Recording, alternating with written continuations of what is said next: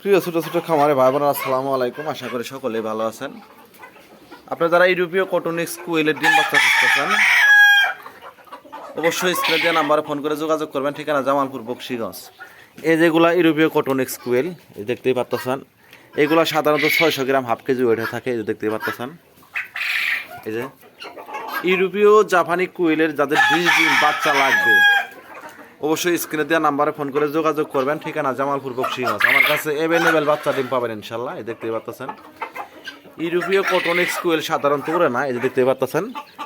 এগুলো আসলে উড়ে না, আর এগুলো 600 গ্রাম থেকে 550 গ্রাম মধ্যে ওয়েট হয়ে থাকে, দেখতে পাচ্ছেন।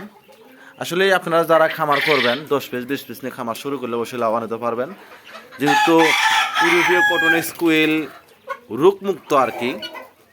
আপনারা যেভাবে মন চায় সেভাবে লালন পালন করতে পারবেন। পাশাপাশি জাপানি আছে, এখানে জাপানি আছে, অরিজিনাল জাপানি কুইলের ডিম বাচ্চা লাগলেও পাবেন।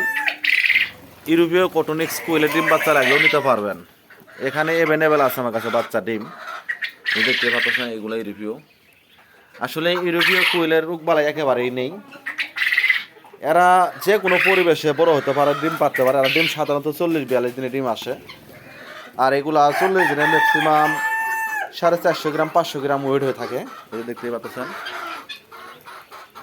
আসলে এগুলো আমার মুখের কথা না। আপনারা যারা 10 পিস 5 পিস নিয়ে খামার শুরু করবেন, আপনারা কিছুদিন পারলেই বুঝতে পারবেন। এগুলো 40 থেকে 42 দিনে ডিম আসে। 40 দিনে 450 গ্রাম থেকে 500 গ্রাম ওয়েট হয়ে থাকে, দেখতে পাচ্ছেন। ইউরোপীয় কটনিক্স কুইল যারা লালন পালন করবেন, অবশ্যই যোগাযোগ করবেন, ফোন করবেন। আর এগুলা রোগ বালাই একেবারেই নেই, যেমন মন চাইতে উনি পালতে পারবেন। এই যে দেখতে পাচ্ছেন, আসলে এইগুলা উড়ে না।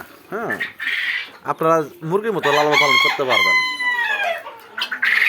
আপনাদের যাদের ডিম বাচ্চা লাগবে, অবশ্যই স্ক্রিনে দেওয়া নাম্বারে ফোন করে যোগাযোগ করবেন। ঠিকানা জামালপুর, বকশীগঞ্জ উপজেলার পাখির দোকানে আসলে অ্যাভেলেবেল পাবেন।